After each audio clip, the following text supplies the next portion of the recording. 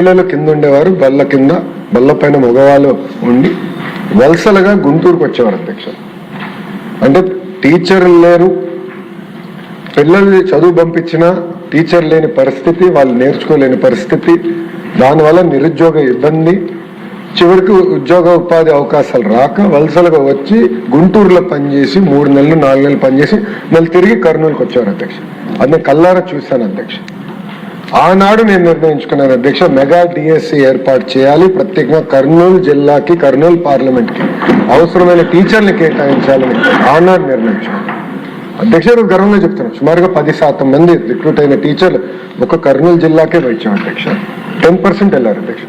అయినా ఇంకా సరిపోదు అధ్యక్ష. నెక్స్ట్ రౌండ్ లో కూడా ఇప్పుడు జరుగుతున్న డిఎస్సి నియామకంలో కూడా చేస్తున్నాం అధ్యక్ష. సో మెగా డిఎస్సి అన్న ఆలోచన కర్నూలు జిల్లాలో ప్రత్యేకంగా నేను పాదయాత్ర చేసినప్పుడు నాకు వచ్చింది అధ్యక్ష. అధ్యక్ష ఇక్కడ చూస్తే అధ్యక్ష, రిక్రూట్మెంట్కి వచ్చేగల 16,347 టీచర్ పోస్టులు మనం రిక్రూట్ చేసాం అధ్యక్ష. దీనికి మీరు చూస్తే 3,36,300 క్యాండిడేట్స్, 5,77,675 పోస్టులకి వాళ్ళు అప్లై చేస్తాం జరిగినది అధ్యక్ష. గౌరవ సభ్యులు గమనించాల్సిన విషయం, 154 ఎగ్జామినేషన్ సెంటర్స్ ఏర్పాటు చేశాం. ఆ డీటెయిల్స్ కూడా వస్తాను అధ్యక్ష. దాంట్లో 19 అవుట్ ఆఫ్ స్టేట్ సెంటర్స్ లో కూడా ఏర్పాటు చేస్తాం జరిగింది అధ్యక్ష. 42,000 ప్రశ్నలు, క్వశ్చన్ బ్యాంక్ 42,000 క్వశ్చన్స్ తయారు చేశాం అధ్యక్ష 13 సబ్జెక్ట్స్ కి. అంతేకాకుండా అధ్యక్ష మీరు చూస్తే ఈ ప్రక్రియ మొత్తం పూర్తి చేసి 148 రోజుల్లో పూర్తి చేసి 15,941 మంది టీచర్లకి ఒక పెద్ద కార్యక్రమం పెట్టి గౌరవ ముఖ్యమంత్రి గారి నాయకత్వంలో వాళ్ళకి ఆర్డర్స్ ఇచ్చిన ఘనత ఒక కూటమి ప్రభుత్వానికి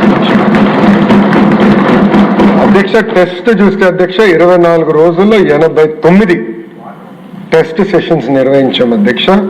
అధ్యక్ష మాకు అనేక క్వైరీస్ కూడా వచ్చినాయి అధ్యక్ష. ఎందుకంటే మేము ఒక రిడ్రెసల్ మెకానిజం కూడా ఏర్పాటు చేసుకుని ప్రత్యేకంగా టెట్ పైన కానీ డిఎస్సి పైన కానీ అభ్యర్థులకి ఏమైనా ప్రశ్నలు ఉంటే దానికి సమాధానం చెప్పేదానికి ప్రత్యేకంగా ఒక సెల్ ఏర్పాటు చేసి సుమారుగా 33,830 ప్రశ్న సమాధానం చెప్పాం అధ్యక్ష. అది క్వైరీస్. గ్రీవెన్సెస్ 11,135 గ్రీవెన్సెస్ వస్తే అది వేరియస్ లెవెల్లో మేము రివ్యూ చేసి అది డిస్పోజ్ చేస్తాం కూడా జరిగింది అధ్యక్ష. అంతేకాకుండా అధ్యక్ష ఈరోజు ప్రజాప్రభుత్వంలో ప్రజలకి స్వేచ్ఛ ఉంది, ఎవరికైనా సిస్టమ్ని ప్రశ్నించే హక్కు ఉంది. అందుకే మీరు చూస్తే కొంతమందికి భిన్న అభిప్రాయాలు ఉండొచ్చు, అందరూ ఏకాభిప్రాయంగా వస్తారని నేను అన్ను. భిన్న అభిప్రాయం ఉన్న క్యాండిడేట్లు కూడా కోర్టుకు వెళ్ళి సుమారుగా 336 కేసులు కోర్టులో ఫైల్ చేశారు కూడా. దాని గురించి కూడా నేను వివరాలు ఇస్తాను జరుగుతుంది అధ్యక్ష.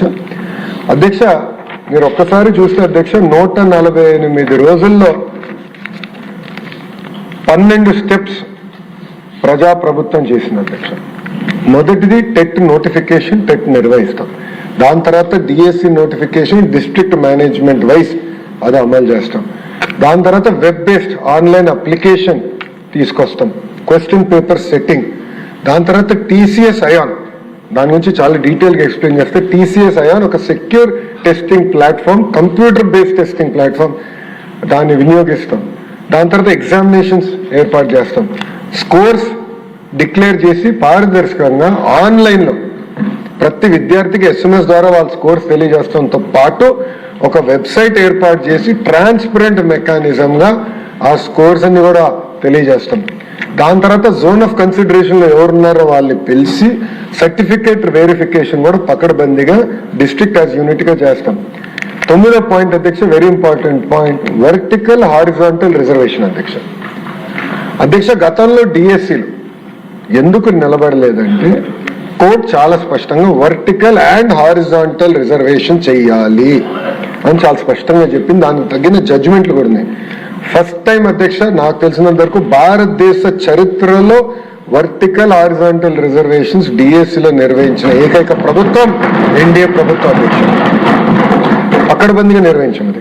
10th point grievance redressal mechanism ఎలా ఏర్పాటు చేసాం గౌరవ సభ్యులు కూడా చెప్తా. మళ్ళీ ఫైనల్ సెలక్షన్స్ అపాయింట్మెంట్స్ ఎలా జరిగింది, లాస్ట్ వచ్చే గల కోర్ట్ కేసెస్ పెండింగ్ కేసెస్ ఎన్ని ఉన్నాయి, ఎన్ని క్లియర్ అయింది కూడా గౌరవ సభ్యులకు నేను తెలియజేస్తాం జరుగుతుంది అధ్యక్ష. అధ్యక్ష, మీరు చూస్తే టెట్ నోటిఫికేషన్కి వచ్చగల అధ్యక్ష, ఇది చాలా స్పష్టంగా national council for teacher education guide lines ఇచ్చింది అధ్యక్ష. గైడ్ లైన్స్ లో compulsory TET qualified teacher qualification ఉండాలి టీచర్స్ కి, బోత్ ప్రభుత్వ పాఠశాలలో ప్రైవేట్ పాఠశాలలో కూడా ఉండాలని చాలా స్పష్టంగా చెప్పారు కనుక టెట్ మ్యాండేటరీ చేసి 20% టెట్ మార్క్స్ కి వెయిటేజ్ ప్రజా ప్రభుత్వం అందిస్తాం జరిగింది అధ్యక్ష. అధ్యక్ష, ఒక టెట్ కే మీరు చూస్తే అధ్యక్ష 3,68,661 మంది అప్లై చేస్తే క్వాలిఫై అయింది 1,87,256